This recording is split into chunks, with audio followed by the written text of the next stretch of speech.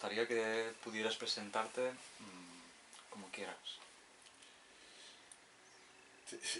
Es difícil una presentación cuando ya tienes una cierta edad y has pasado por muchos tramos de la vida.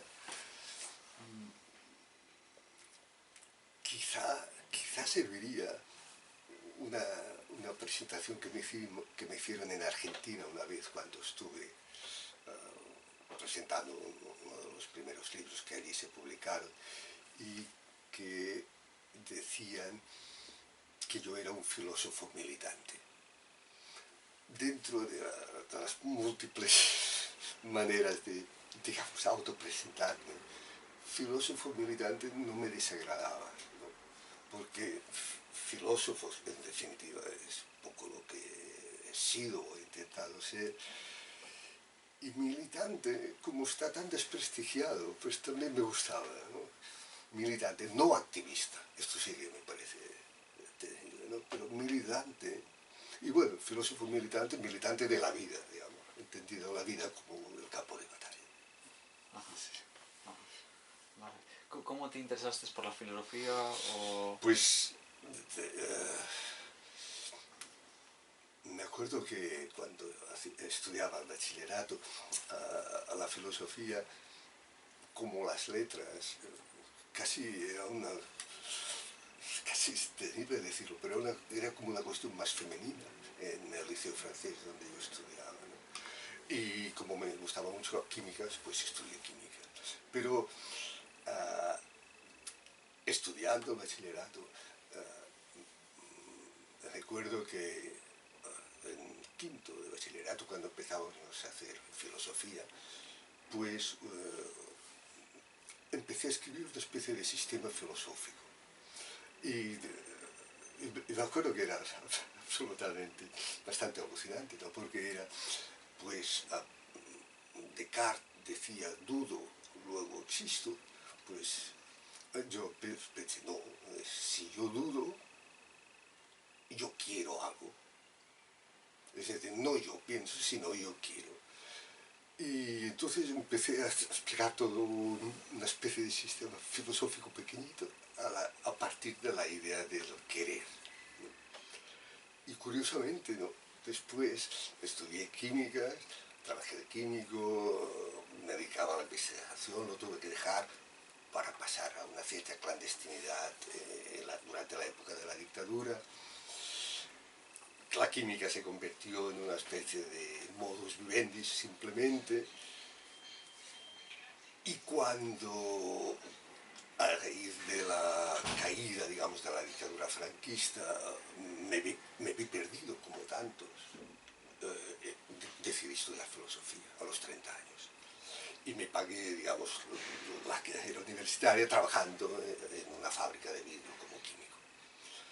Y entonces, y ya lo conecto con lo que decías antes, poco a poco, en esta derrota en la que estábamos, el punto de vista de clase obrera, que no me había servido para entender el mundo,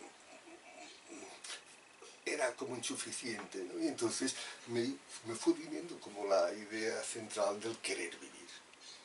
Y entonces retomaba la idea del querer, ¿no? Que había sido como el punto de partida. Y esto sería así, ¿no? Es decir, estudié filosofía con 30 años, pero siempre había estado, de cierto modo, tocado un poco por la filosofía, ¿no?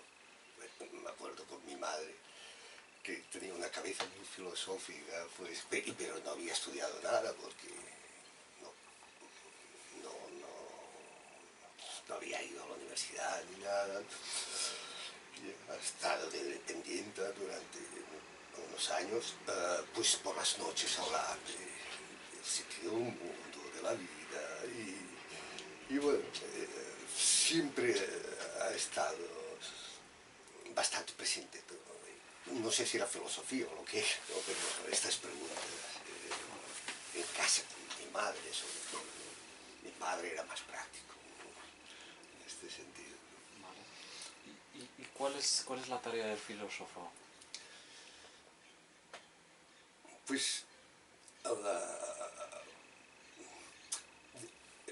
yo creo que una manera fácil y actual de responder a esto es a partir del famoso mito de la caverna. Porque en el mito de la caverna, que en el fondo es la relación luz-oscuridad, está pues lo que será, lo que es la filosofía desde sus inicios y que después hoy yo lo vería desplazado, ¿no? Y esto lo explico en dos palabras. En el mito de la caverna pues ya es muy conocido, ¿no? Una serie de gente, prisioneros están encadenados en una caverna, uno se libera y poco a poco asciende hacia la luz, hacia el sol, que es el bien, y no lo puede mirar cara a cara y al final lentamente sí puede hacerlo y entonces encuentra que está muy bien allí bajo el sol, pues no hay humedad como en la caverna y hay calorcillo, ¿no? Y entonces pues tiene la tentación de no volver, ¿no? Y Platón dice, no hay que volver porque le debe a los demás pues haber podido ascender de algún modo, ¿no? Y entonces pues el modelo es este, es decir, el filósofo es el que busca la verdad que está fuera de algún modo y hay un camino para ascender a ella y luego se comparte. El desplazamiento, el cambio que conecta con todo lo que he ido haciendo en los últimos años es fundamentalmente doble. Uno sería que no hay una salida de la caverna, que la caverna es un túnel de metro. Y la segunda, que la verdad no está fuera, es decir, bajo forma de las ideas que diría Platón, sino que la verdad está en los cuerpos encadenados. Y para mí la filosofía sería esto, ¿no? Es decir, poner en el centro la verdad, pero no una verdad accesible a unos privilegiados, sino la verdad que está en los cuerpos de la gente que sufre. ¿Y eso entonces es lo que tú mencionas como politizar la existencia? ¿O ese movimiento de...? Politizar la existencia sería, digamos, la propuesta político-filosófica que sí, que está un poco en el centro, ¿no? Es decir, yo creo que justamente conectándolo, ¿no?, con la crisis del movimiento obrero, el final de un horizonte emancipatorio, entonces hay como dos salidas en aquel momento, ¿no?, finales de los 70. Una salida es ir buscando más sujetos políticos. Bueno, la crisis, el movimiento obrero entra en crisis, pero hay los homosexuales, el feminismo, el ecologismo, y se van sumando colores, como siempre me hace gracia decir, colores, o decir, pues bueno, es que el problema es más de fondo, quizá no hay sujetos políticos, ya no digamos sujetos históricos, y hay que hacer un giro subjetivo, ¿no? Un giro subjetivo que le llamé politizar la existencia, ¿no? Y politizar la existencia tendría esta doble dimensión, ¿no? Es decir, politizar la existencia de uno mismo y una apuesta colectiva. Es decir, una apuesta, es decir, una dimensión colectiva abierta, pero bajo la forma de apuesta, que es muy diferente de ir con una lupa encontrando un sujeto político, ¿no? Es decir, yo no lo niego, es evidente que hay sujetos políticos, pero ni son históricos, ni están dados una vez por todas, etc. Entonces, politizar la existencia sería esto, partir del querer vivir como desafío, toda una serie de cuestiones que he desplegado. Este giro subjetivo que me parece fundamental, es decir, partir de uno mismo, como lo digo también, aprehender el propio malestar y politizarlo, y politizarlo es hacerlo común con los demás. Y esta es la apuesta. Es decir, politizar la existencia tiene, como el querer vivir, una doble dimensión personal. Yo soy mi propio querer vivir, pero el querer vivir es el querer vivir. Por lo tanto, es algo que va más allá de mí. Ajá. Vale. ¿Y este malestar del que hablas, que lo concretas, o creo yo que lo concretas con mencionando la derrota, en un momento que parecía que de derrota no aparecía, porque se salía de una dictadura, y sin embargo hablas de derrota, y luego lo conectas con movilización global? Entonces, preguntarte un poco a ver si puedes concretar en qué consiste ese malestar, cuando parece que no está, o es más difícil de señalarlo. Sí, es decir, en la pequeña historia que es la mía, digamos, la de una generación de gente, la derrota, ¿no? Es decir, el fracaso, como decíamos, de lo que ahora es de asaltar los cielos, etcétera, todo esto, se da cuando nos damos cuenta a finales de los 60, pues que mayo del 68, el mayo italiano que termina en el 77, aquí, digamos, el ciclo de luchas autónomas que termina con el Pacto de la Moncloa en el 77, también más o menos, creo. Pues todo esto, hay gente que lo interpreta como, bueno, hemos dejado atrás la dictadura. Hay otros que lo vemos como un final de lo que creíamos un espacio político nuevo, abierto, más libre, que no era exactamente la democracia representativa. Es decir, entonces la derrota la entendemos en aquellos momentos, y el malestar la entendemos, pues bueno, los que queríamos cambiar la sociedad, o que creíamos que podíamos cambiarla, no lo hemos conseguido. Y entonces vienen años de travesía del desierto en el que pues mucha gente pues queda atada a la heroína, que se suicidan, se aíslan, son extranjeros en la propia vida diaria, extranjeros de sí mismos, y esto, pues bueno, es un malestar ligado a la derrota, ¿no?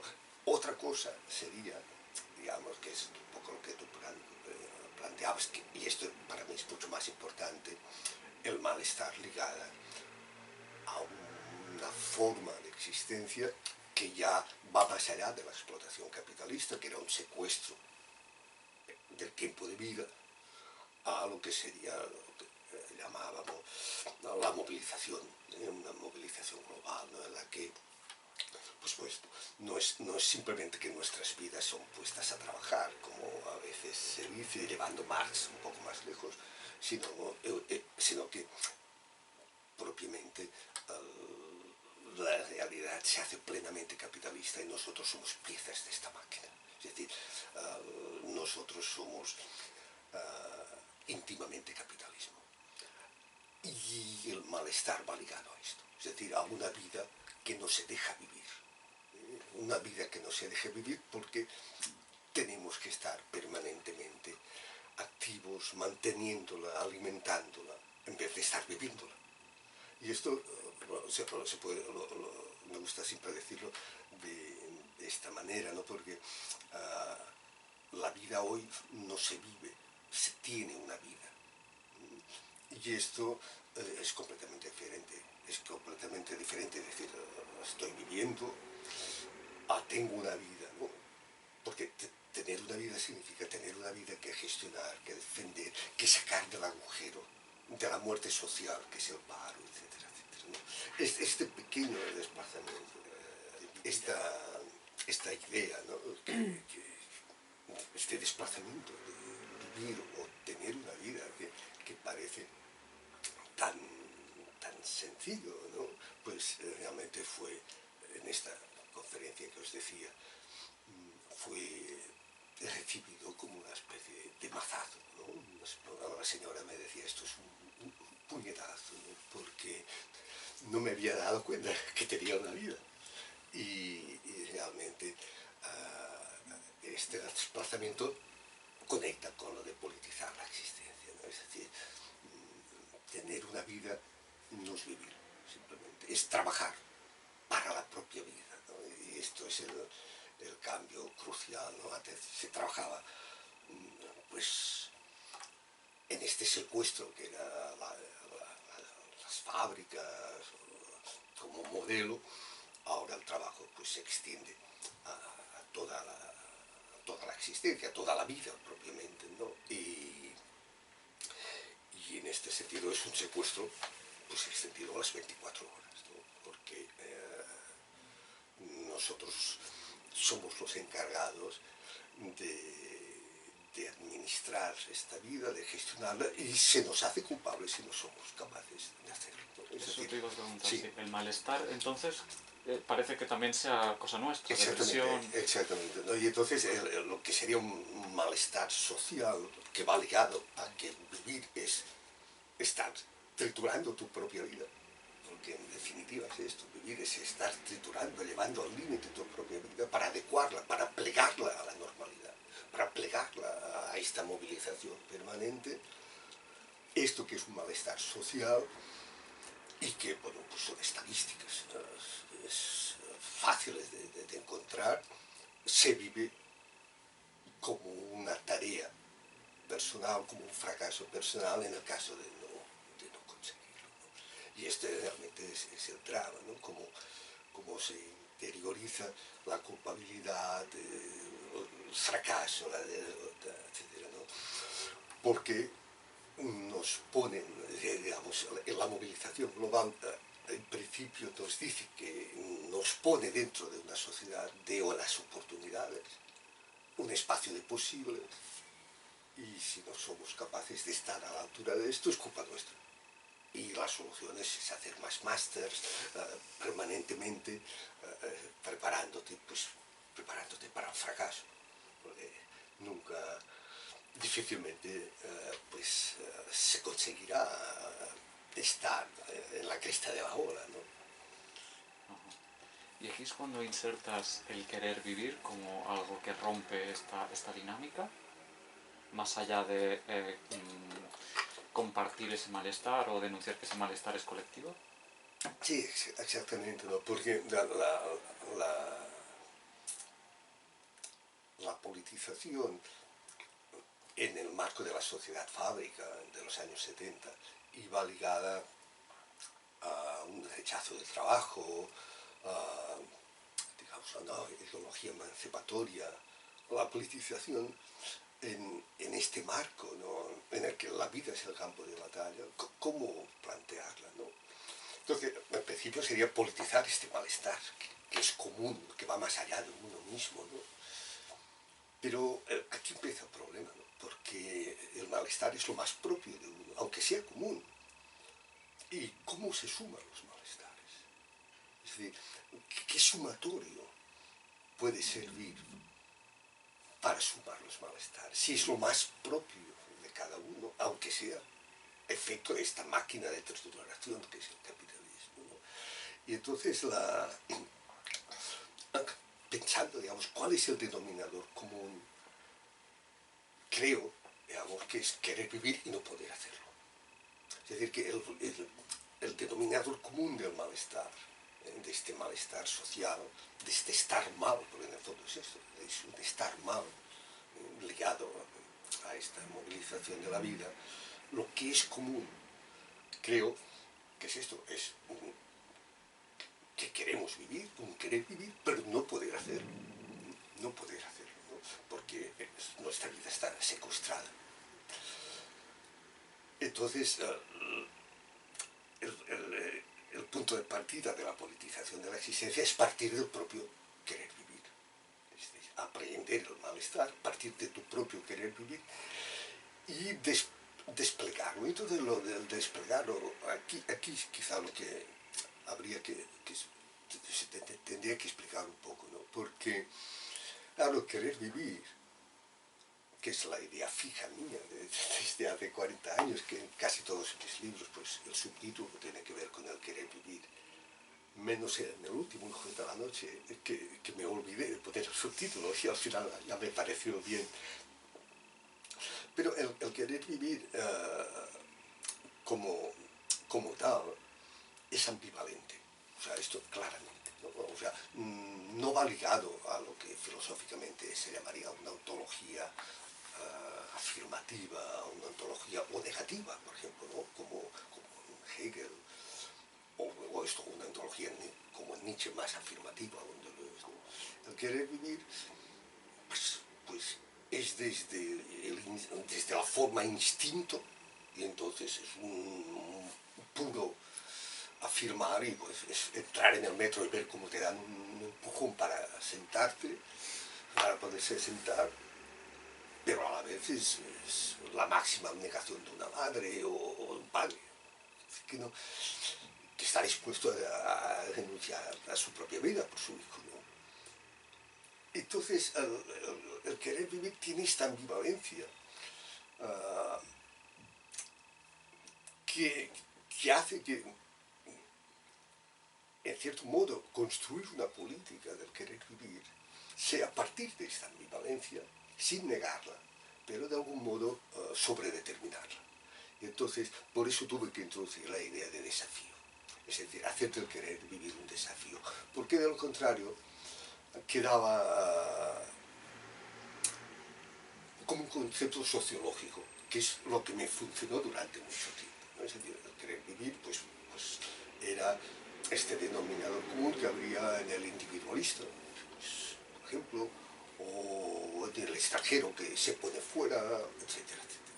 Entonces, pensar politizar la existencia, que sería partir del propio querer vivir, que es mío, pero que comparto, tenía que pensar una sobredeterminación para que tuviera efectos políticos y no simplemente una descripción sociológica, ¿no? Y entonces la idea fue el desafío, ¿no? Entonces, frente al terrorismo, para llamarlo de alguna manera, que desafía con la muerte, habría otro modo de desafío, que es desafiar con el querer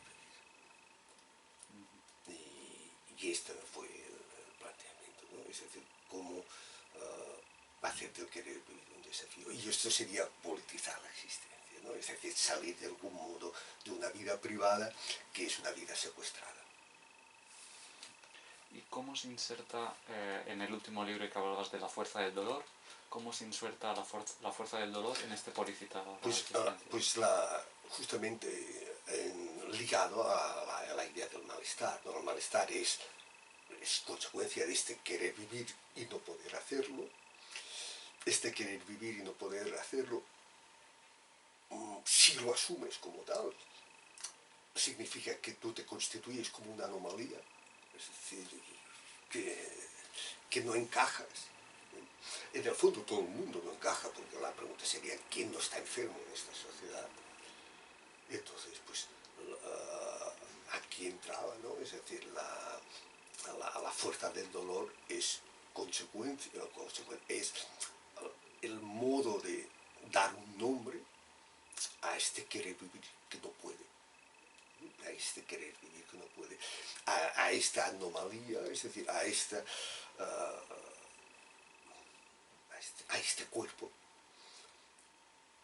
que para adaptarse a la normalidad en la que estamos paga el precio de estar atravesado por el dolor. Entonces, pensar la politización de la existencia, el querer vivir como desafío, adopta, digamos, en otro marco, ya que sería más casi el de la sociedad terapéutica, esta idea, ¿no?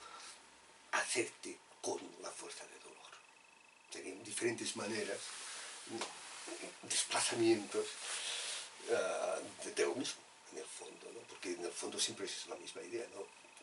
Tomar en tus manos el querer vivir. Ya sea, pues bueno, como fuerza de dolor, como lo común, etc. Tomando el propio dolor como propia fuerza y contraponiendo lo que realiza el poder terapéutico ¿Puedes explicarme en qué consiste un poco el poder terapéutico? Sí, o sea, como, sí, como consecuencia de esta movilización en la que estamos metidos, que son estas vidas insertadas en el capitalismo, pues, ¿qué es lo que pasa? ¿No? Pues que esta máquina de movilización pues destruye, nihiliza la vida y pues se produce, digamos, lo que podríamos llamar estas enfermedades.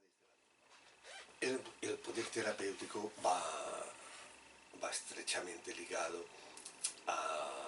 al hecho de que nuestras vidas secuestradas, movilizadas, son deshechas, ¿no? Y el capital nos tiene que mantener con el mínimo de vida para poder seguir funcionando. Entonces el poder terapéutico interviene aquí. El poder terapéutico nos clava en el ser precario que somos y nos confiere, digamos, este mínimo de vida para poder seguir, digamos, trabajando en el sentido amplio, es decir, conectados en las diferentes instancias de esta máquina de movilización, ¿no? La novedad, digamos, de este poder terapéutico es que se presenta como, como salvífico, de alguna manera, ¿no? Como la mano amiga que te hace avanzar, ¿no? Es un poder, pero camuflado bajo la forma de proximidad, ¿no?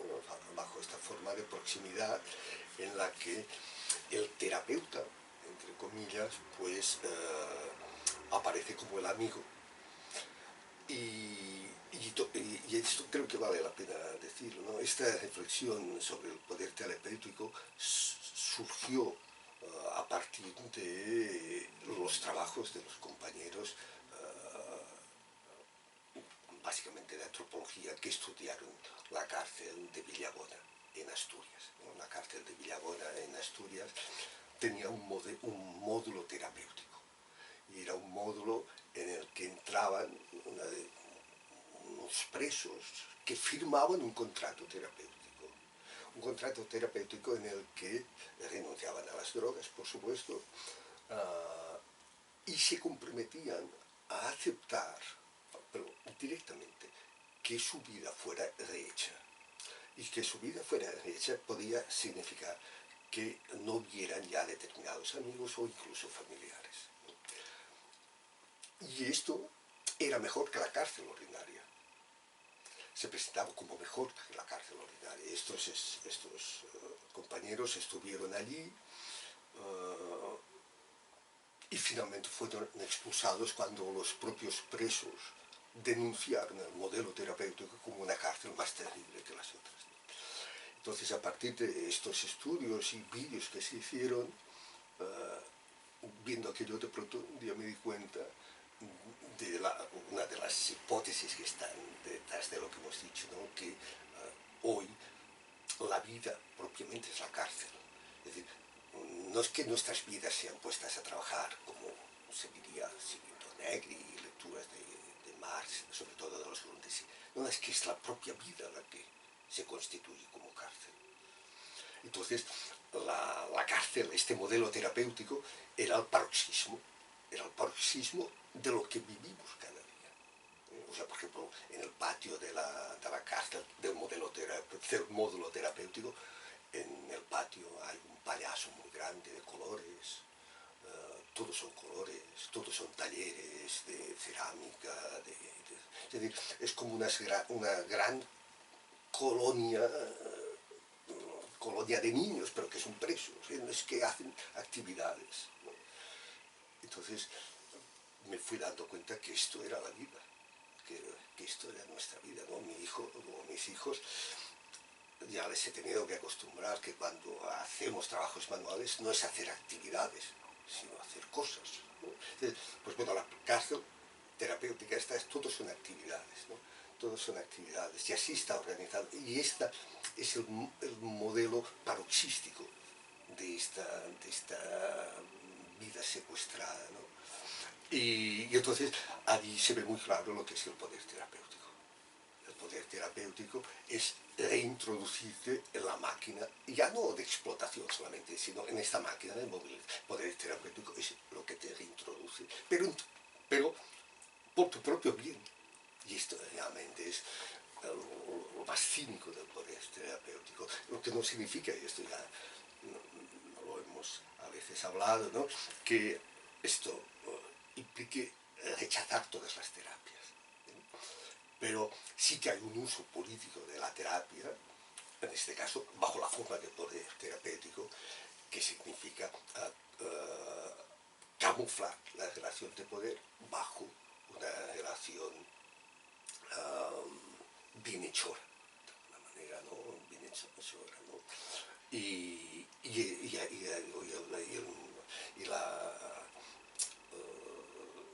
en esta cárcel realmente se veía este funcionamiento atroz, ¿no?, en el que, ya os digo, hasta se admitía, porque en el fondo es esto del poder terapéutico, ¿no?, que te rehagan tu propia vida por tu propio bien. En el fondo, el poder terapéutico lo que te quiere es víctima. Víctima. Y el poder como el salvador de esta víctima. Y evidentemente la relación es asimétrica. Hay otras terapias que no te ven como víctima. Y aquí supongo que es la cuestión central, ¿no? Hay otras que no te ven como víctima, que esta mano que te dan es de verdad.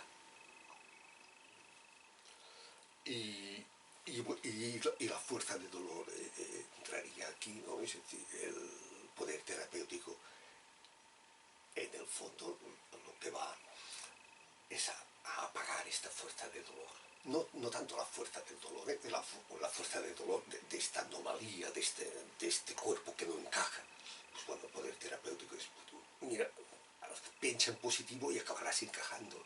Es decir, de reconducir, apagar un poquito esta fuerza del dolor, que es lo realmente peligroso. Una última pregunta. Veo muy claro lo que tú decías al principio con el mito de la caverna, de encontrar la verdad a través de nuestros propios cuerpos. Y podrías concretar, decías también que el túnel,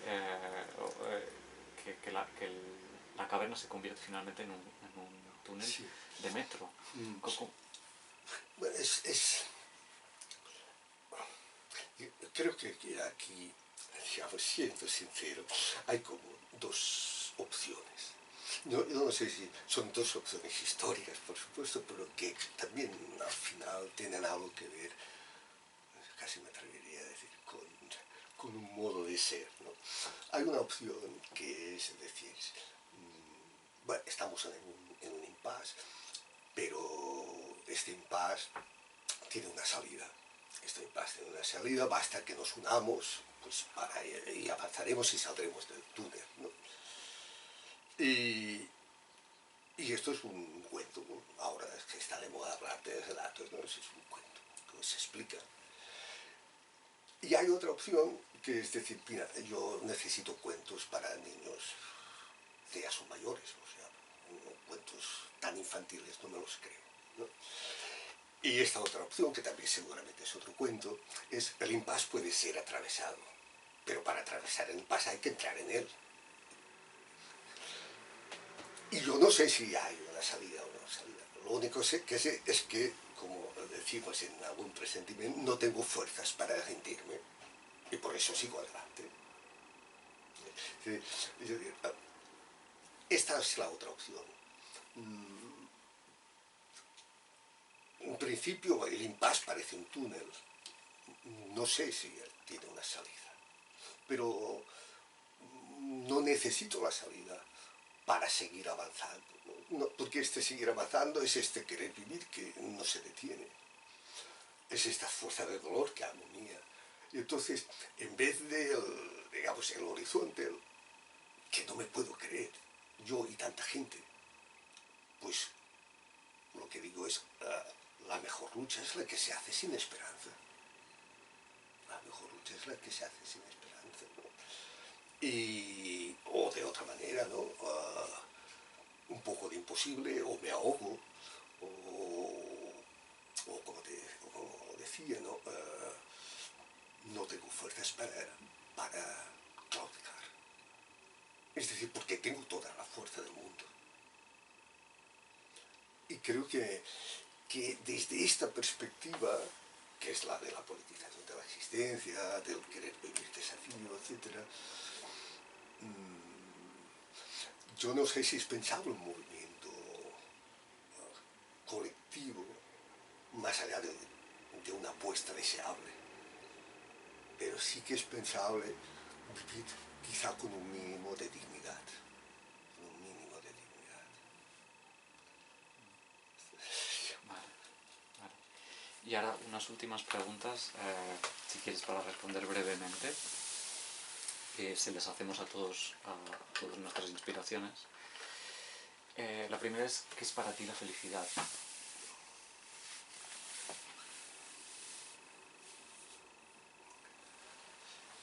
Sí,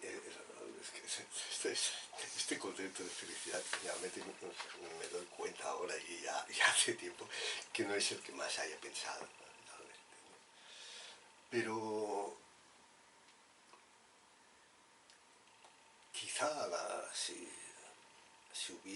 tuviera que pensarlo, la felicidad para mí iría ligada a lo que llamo la extraña alegría de estar de pie, de estar luchando, de estar atravesando el impasse, ¿no? Es decir, la felicidad,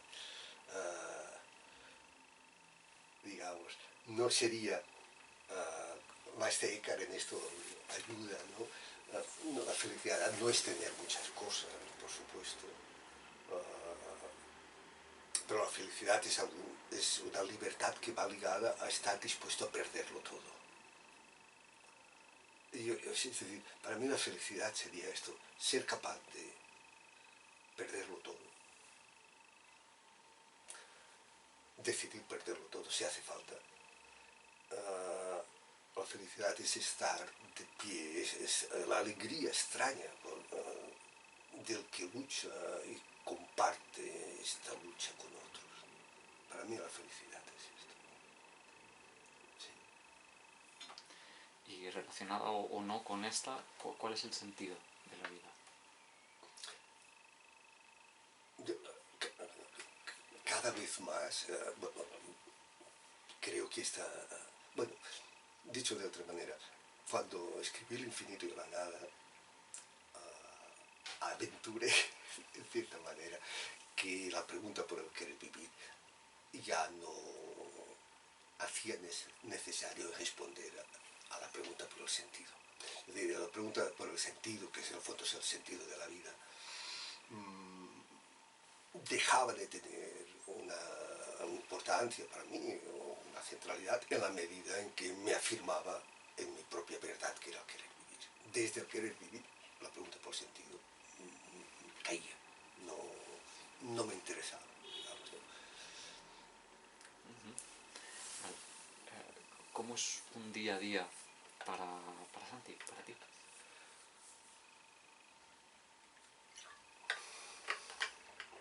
Ahora sí que ya tengo que entrar más en lo personal. Un día a día es levantarme por la mañana con la sensación de no haber dormido nada, de llevar días y días sin dormir, con la cabeza completamente entre a punto de estallar y vacía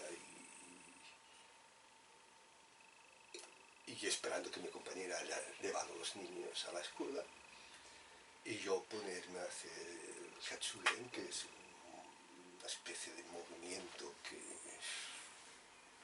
no un movimiento libre porque tiene cadencia, pues bueno, que sería, es decir, yo ponerme a hacer un movimiento que en el fondo sería como entrar en el ritmo de la vida.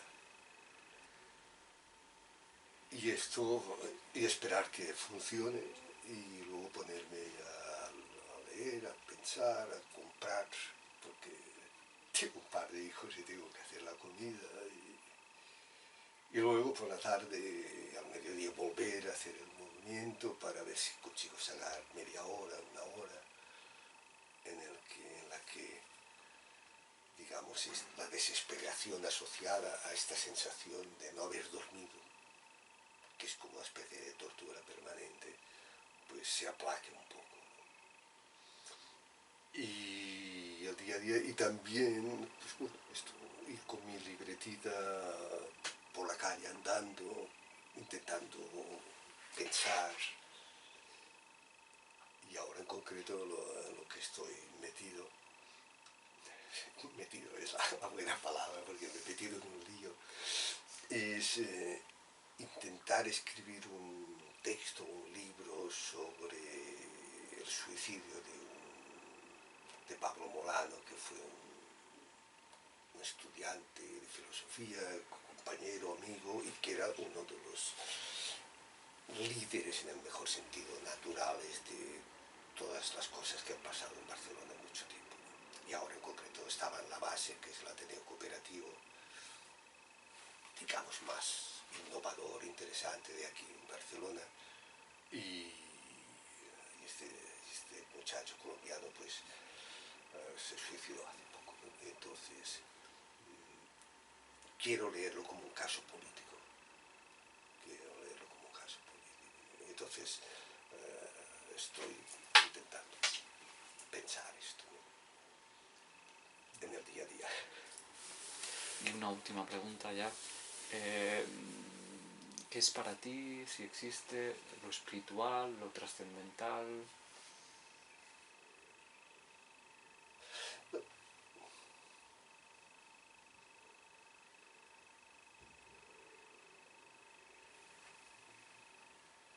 ¿Quieres decir Dios? No le pongo un nombre. Y te pregunto si existe además. No. Lo trascendental, digamos, en el sentido de lo que va más allá de mí, pues sería quizá que existe una interioridad común en la gente, una interioridad común a la que conectas de algún modo a veces, que esta interioridad común se plasma también. Sí, lo trascendente sería en el fondo, pues